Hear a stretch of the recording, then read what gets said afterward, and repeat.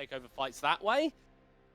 But DFM don't tend to get caught out a lot, and with a double cleanse on mid and AD carry, that's going to be pretty difficult. We are now on to Summoner's Rift for Detonation FocusMe up against AXIZ. DFM looking to go 2-1, really get their season started, and AXIZ, they don't want to come down from Cloud9 yet, still undefeated. Yeah, the other thing about DFM as well is that traditionally, when we've seen DFM lose a game in the regular season, the game after, they tend to come back swinging. It feels like they tend to vent a little bit on their opponents. And for AXIZ here, maybe that's an opportunity. Maybe if DFM get a little bit over-eager, you can look to punish. But they do have to be very, very careful. I'm expecting Steel to get a little bit hyphy on this Wukong in the early game. Not something we expect of Wukongs necessarily, but when you've got, an Ari in the mid lane, a Nar who should be winning top side, Kai'Sa, Gragas bot side as well should have a fun time of it early. There's so many places Steel can go to make action happen with all the setup. Yeah, Wukong is a bit of a weird champion in that regard. Like, pre-6, no CC at all. Post-6, massive amounts of crowd control. So having a bit of that lockdown in your lanes and having that bit of pressure that you can just apply naturally does make these ganks a lot easier. Both junglers starting on their respective blue buffs, going to be going towards opposite sides of the map. I like that wall from Megamin onto the Raptors, just trying to spot out where this Wukong is. Yeah, and with Wukong's early game, he can actually invade pretty well because he's so slippery, the ability to dash over walls as well being one of the changes that brought him to prevalence in pro play here. So being able to track where Steel is going to be important to Swamp as well to make sure that he doesn't get ganked early. And Viego sometimes can get a little bit low on some of his camps at times. And as you mentioned, Wukong, no CC really, pre-6, but does have quite a bit of burst damage on targets. But in terms of the junglers fighting, oftentimes it isn't really those 1v1 scenarios. And quite often it's going to be dictated by which of your closest lanes can rotate first. And I feel like that should be going in favor of DFM, at least for these early stages. Yep, exactly like we said, right? They technically have winning lanes almost across the board here. Not to say that AXIZ can't push out if they need to, especially in that mid lane, but really only Lysandra is going to have prio. Ezreal can't push the lane even if he wants to early. And Sejuani and Tanar, I think I've molded enough about that one, Middlecott. Suffice to say, Sejuani should not get prio in that lane. Do you know what? I think when the solo kill happens, and it will happen in favor of Ebby, we just don't talk about it.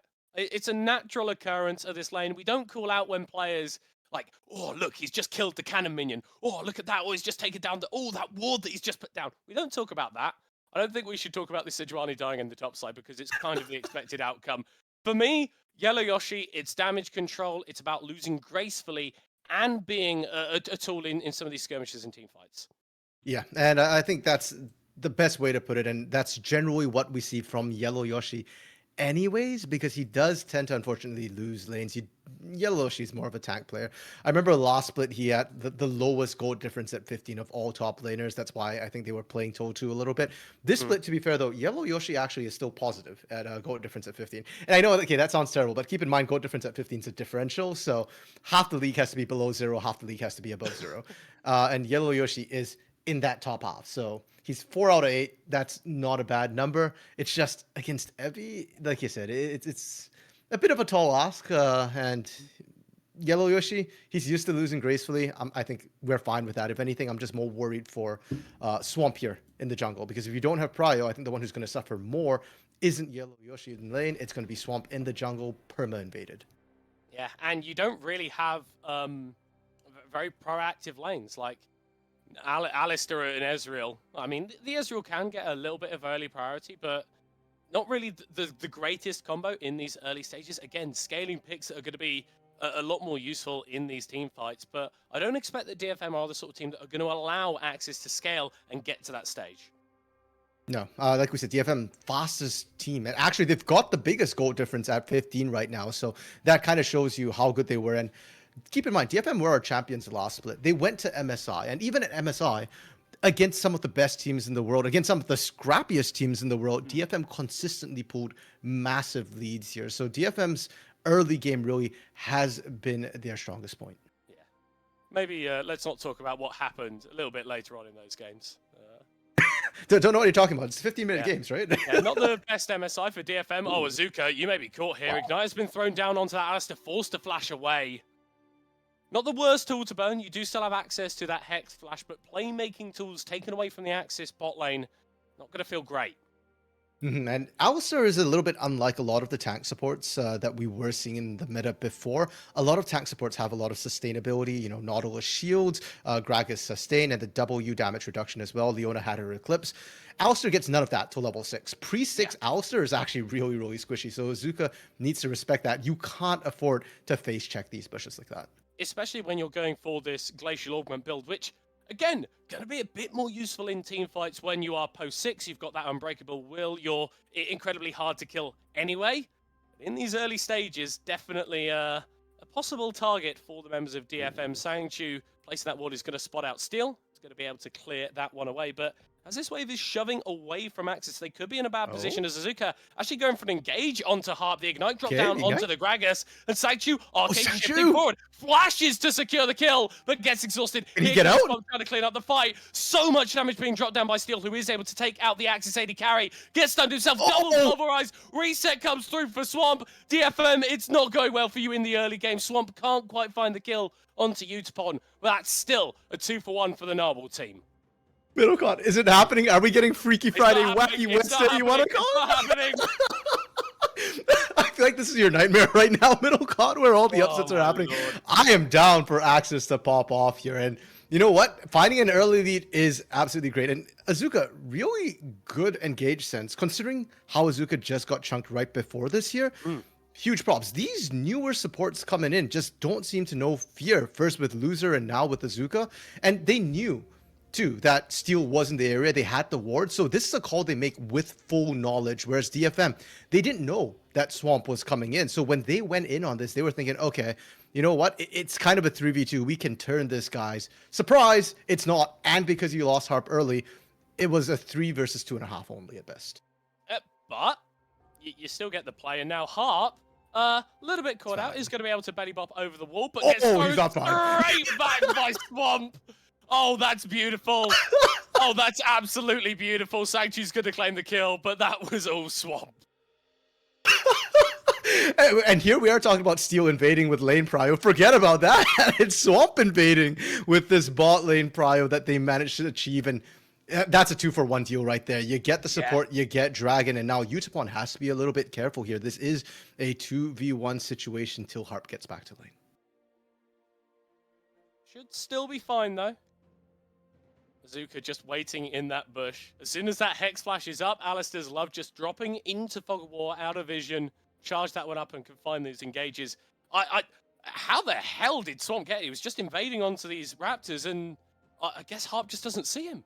Yeah, and it was actually that Scryer's Bloom, which I think really messed Harp up there, because when the Scryer's Bloom comes across, you know that, hey, Harp is in the area, and then you can see Swamp, you know, checking everything, and it's like, oh, surprise, they see Harp, and it's just beautiful at this point. The blast going over, and let's not forget, Harp's flash is already down from those bot side plays, so you can't Hex Flash defensively. That is an offensive tool. You do need to channel it, and just great punish from AXIZ there.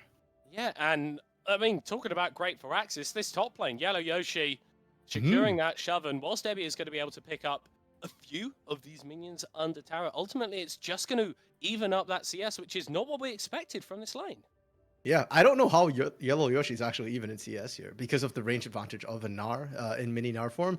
It's actually very difficult to punish. Sejuani generally actually picked into melee comps where there are 3 or more melee champions because you do have that % health damage on your passive there. You've got the slows and the knock-up and the disengage to really control length or distance against melee champions. None of that really applies to Gnar. If you try and gap close a Gnar, he just hops away, and he's got slows as well to match you. He's got the range advantage. So massive props to Yellow Yoshi. And like we said, AXIZ is actually looking in a really good position. Once, well, Yellow Yoshi is 6, the ult is available now. You can actually look to punish the mini Gnar in conjunction with your jungler.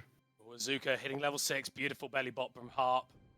It's one of the great interactions about this Gragas is he can just provide that disengage at a moment's notice. But what I really want to like ask AXIZ now is what do you do with this lead? Because you've got the longest average game time in the league. Your composition is a little bit more team fight oriented, and we're not going to be seeing many of those breaking out for at least another sort of 10 minutes. How do you do something with this early game advantage? Maybe you make a play onto the top side, but Steel is here to answer Oh, if AXIZ overcommit. Ebby not taken too low. The stun passive stacking up there as Yaharong will find Megamin in the mid lane, but Azuka is here. Has roamed up on the Alistair Glacial Path used to disengage. well, you're asking Middlecott, about AXIZ. How do you accelerate the game with your team fight composition? Technically, this is how you look for that Herald here, Megaman. Yeah, a little bit over-aggressive. In dives Utapon onto the backline, Oh. flashes forward to take out Megaman, but it is going to be a trade. Oh, Utapon True so shot deep. barrage coming from base, and Utapon has nowhere to go. A double kill secured for Swamp, and AXIZ once again come out on top. Yeah, and it's off DFM's plays right now that it seems like AXIZ keeps finding things. Remember that bot side play as well. DFM opted to go into Azuka, Hex flashing in this one as well. Utapon did not need to engage that deep. I'm not quite sure what the exit strategy was now. A recollapse in from DFM here. Azuka in a 1v3 situation. Yeah, doesn't have access to the so Unbreakable late. Will, so is like butter. I believe Swamp was able to pick up the Herald there, as that's a big knock coming through. Sanchu claims the first kill, and the reset start to come out for the Viego, but it is not enough. Yaharong is low, but with that dash over the wall, he is going to be able to escape with his life, and Yellow Yoshi will fall down. DFM a little bit later, but they do get their response to the play. Yeah, and that actually evens things up because that 3-for-1 play there, and earlier the 2-for-1 trade does mean that DFM is going to be up in terms of net kills here, but Herald does go over to AXIZ, and that's huge. So this is the pick onto Megaman, which was already kind of risky here to go in on Alessandra, who does have that frozen tomb, that glacial tomb. And then Utapon just kind of has to fully commit in order to pick up that kill, no matter what Steel was did at that point for that engage. So it just feels like a bit of a sunk cost fallacy where they say, okay, we need to match this here. But this re-engage, this one is good coming through from DFN because they do have the range and the ability to sort of poke out and control that. And because of the side of AXIZ, they've already committed to that Herald. Members have kind of back, so they didn't have that numbers advantage anymore. Good way to try and nullify that Herald advantage, but I think for AXIZ, it's fine. The Herald's worth a little bit more, and you're the team who's trying to pick up the pace of the game. Herald trumps kills when it comes to trying to pick up tempo. Plus, you've got some of those kills focused quite nicely where you'd like them. Swamp, 3-1 and 2. Sanctuary, also 3-1 and 2. I feel like these are the guys that are going to be doing a lot of that damage. Obviously, Megamin can contribute pretty significantly as well, but with that Kindle Gem in inventory, it would imply an Everfrost, a bit more of an enabling mage build. And we were talking about, potential lack of damage to come through here. So, the fact that you're putting it onto Swamp, onto Sanctuary, the kills that is, I think it's going to go a long way and will allow Megamin to go that more utility build without having to worry too much about not being able to actually find the resets for Swamp here. Ooh, interestingly enough, Ebby had actually just used that teleport to get to top lane. Yellow Yoshi still has that available. So if DFM were to contest for this second Drake, they would be doing it in probably a 5v4 scenario, and seeing how they've been going in the even team fights, it's not the best for them. Yeah, and I don't think DFM are necessarily looking to really hard commit to this dragon here. They're just trying to buy time, and if they do force a teleport out from Yellow Yoshi to go to the bot side, that's a win for them. Oh, hello, how did Evie end up here? Yeah, doing a little bit of proxying, but you don't want to be fighting up against the Sejuani in melee range. We'll see if that top lane fight precipitates into anything. As in the bot side, Rift Herald summoned, some gold funneled into Sanctuary, so I'm going to be picking up a couple of those plates as well. So again, gold being focused onto your carries, and its AXIZ maintaining position around this Drake should be starting it up soon. Yeah, and it's really contingent on AXIZ to pick up this particular Drake here with that potential numbers advantage. And like I said, DFM are just trying to slow this down because they want to give Evie this top side. If Yellow Yoshi goes down, Evie gets the flash free lane. He's going to go mega. Wait, doesn't need to. He just secures the kill. Yellow Yoshi, you doing a great job for 12 minutes, but eventually the Shogun of top lane will come for you. Evie with the solo kill. Middlecott, we broke our promise there. We were going to say that. We weren't going to talk about it. He was doing so well. We thought there was hope. But I mean, Evie, he's like Thanos. He's kind of inevitable in the top lane. And that CS that was oh so even for oh so long is really starting to balloon in the Nars' favor. Maybe this is the output, the lane that DFM can focus around to secure themselves some more advantages. Yeah, and they probably will. Also, middle call, inevitable. Anyways, let's talk about that. Oh my lord. Oh my, Ebby, that was no RMC. We're talking about that. We're sitting down. What was that? no, it was what it was. I mean, it's heavy. I'm sorry, I couldn't resist when you called him inevitable. It was just too fitting. But that's it. I do want to highlight the reason why I had to talk about that top side, even though we said we wouldn't, was because of the way Ebby got that, right? The way he just flashes the glacial prison so perfectly there. And he's playing around the mini form and the mega form really, really well. Yes, he got caught in melee form, in melee range in mini form, but that's because of the rage bar and the way he played. And he charged it right back up, going for the dive. Even if he didn't manage to land that boomerang, the moment he went mega, like we were expecting, that's when the kill goes down. And that's a sign of a really experienced star player. Oh, Harp might be caught out here. That's a lot of damage onto Swamp and Sanctuary. Wow, Okay, shifting Sanctuary. over the wall. Beautiful flash away from the engage, but Swamp still secures the kill. Ezreal does go down. Here comes the Mega Man, trying to get some damage down on Steel, but he actually ults the clone. Oh no, the re-engage with the Cyclone. Bonk on the head. Monkey secures the kill, and a couple more charms to come through from Yaharon could secure more for DFM. Spirit rushes forward, pops out the damage. Void Seek from downtown as Udapon gets that one. Well, fans of AXIZ, myself included, the dream is over. DFM are coming online, and this is why I feel like DFM has always been the big powerhouse of this region. A lot of times, even if they mess up their early game, even if they're limit testing a little bit early, they can just brute force their way through games. Their mechanics are just so clean in how they force those fights. I'm going to be honest, that bot side fight wasn't the cleanest engage with them. It was kind of risky, and at best it was a 50-50. Sangchu and Azuka as well, Swamp played that so well initially, right? But it's just the follow-up. It feels like where AXIZ are brilliant for one moment, DFM are consistently good, and the longer the fight goes, the better the chances for them to just mechanically outplay you. And we've had concerns about DFM having slow starts in summer splits before. Last year, 2021, they went 0-3 at the start of summer, and then still were able to pull out immaculate performances at the end of the split, and even going international as well. So I think a little bit of a worry in this game, but this re-engage, I think, a sign of things to come.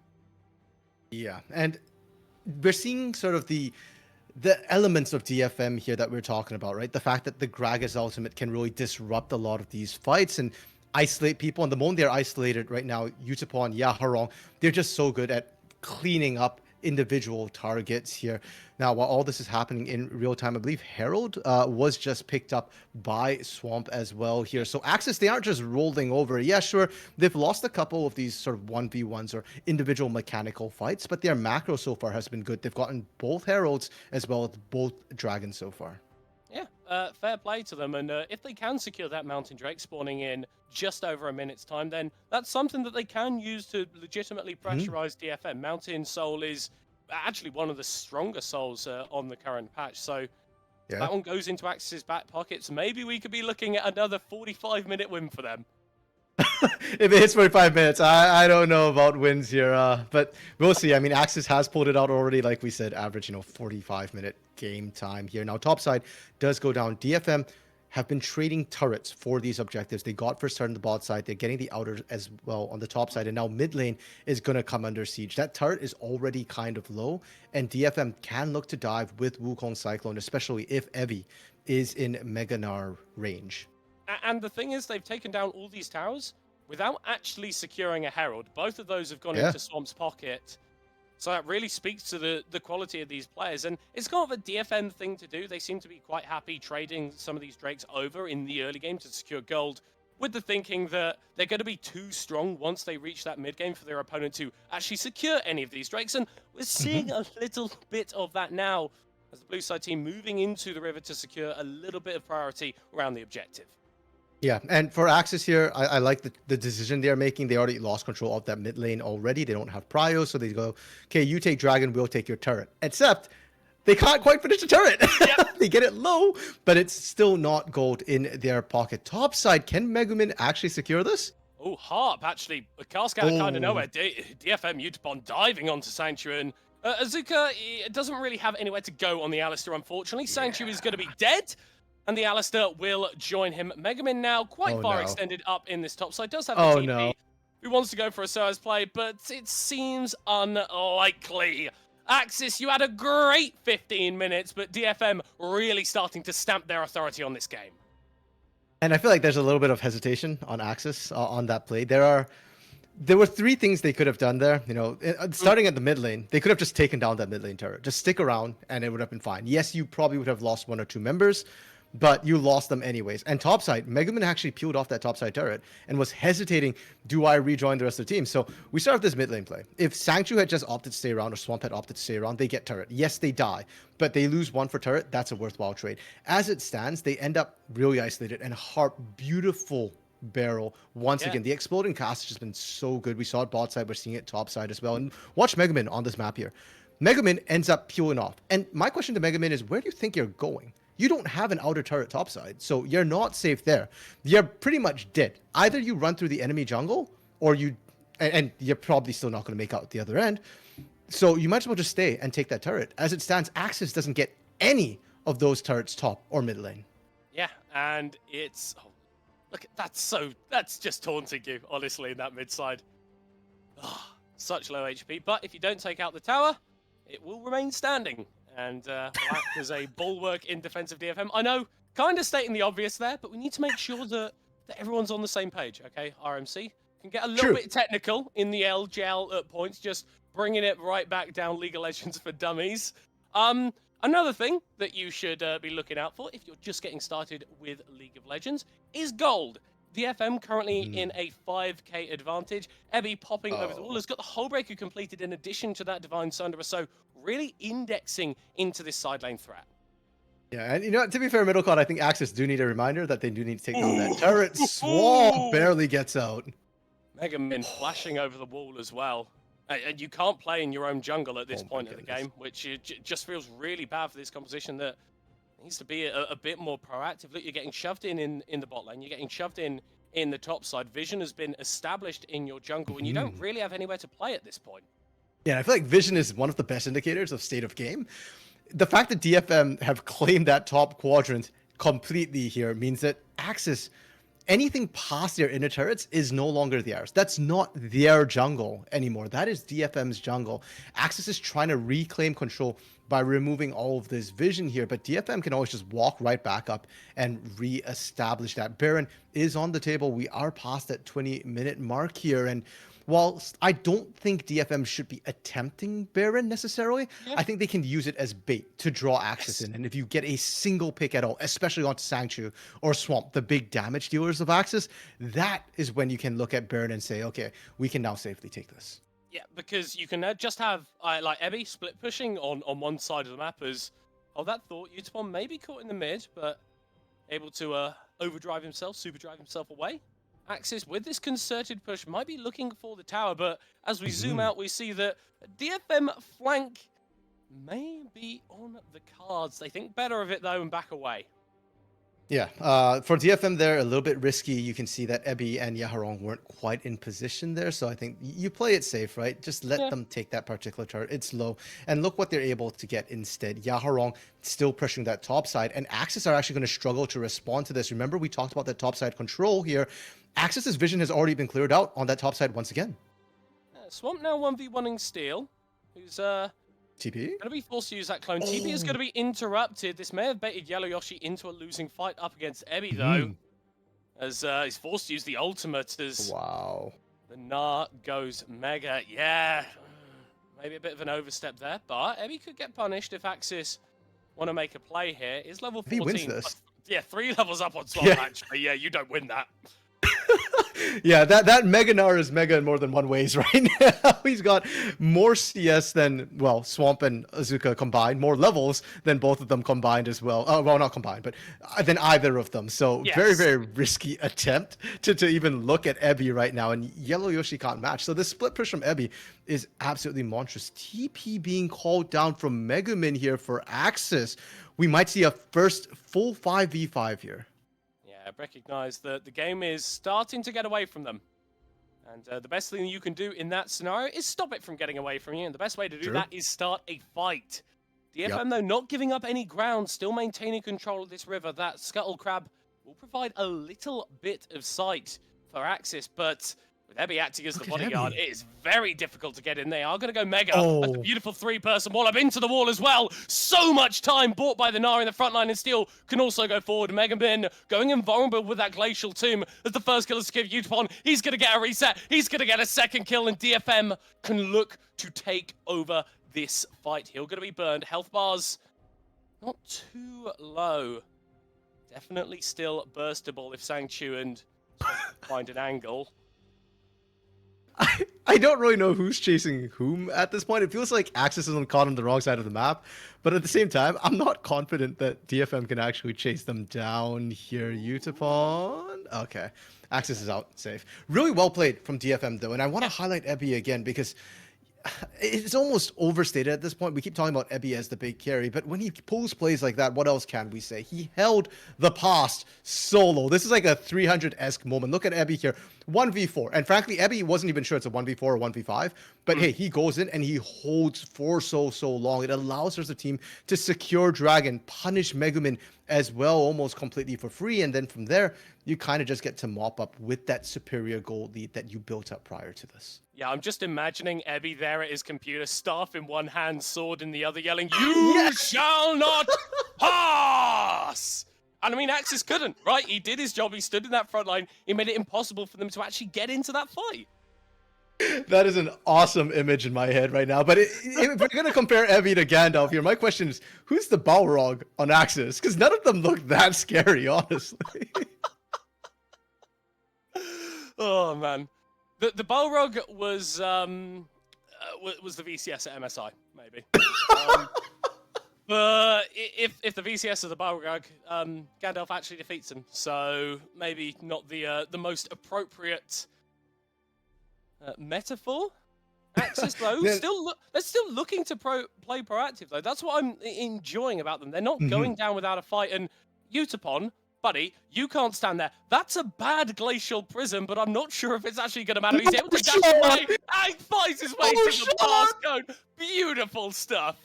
Oh my goodness. Yes, Utapon can be there, middle cart. When you can pull out an escape like this, you can go anywhere you want. And you know what the sickest part is? Yeah. Utapon didn't even blow flash. Utapon just blew it out to get out. Perfectly played. And look at this as well. Because everybody was chasing Utapon on that bot side, they kind of lost control of this Baron. Sure, you've got vision on it now, but I actually think DFM could have just stayed on it, and they probably could have taken it because somebody needs to answer Ebby on the other side of the map. And Ebby, TP is almost back up as well. Could always just rejoin the team.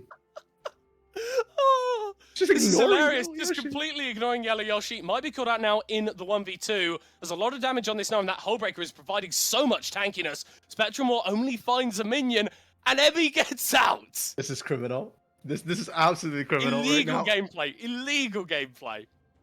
I gotta give props to AXIZ Mental. This is why I love AXIZ, because as you pointed out, they're still making proactive plays. They're still trying to do things. If I was AXIZ, I'd be tilted on my mind right now. First Utapon gets out, now Ebby gets out. Like, they just want to find a kill, man.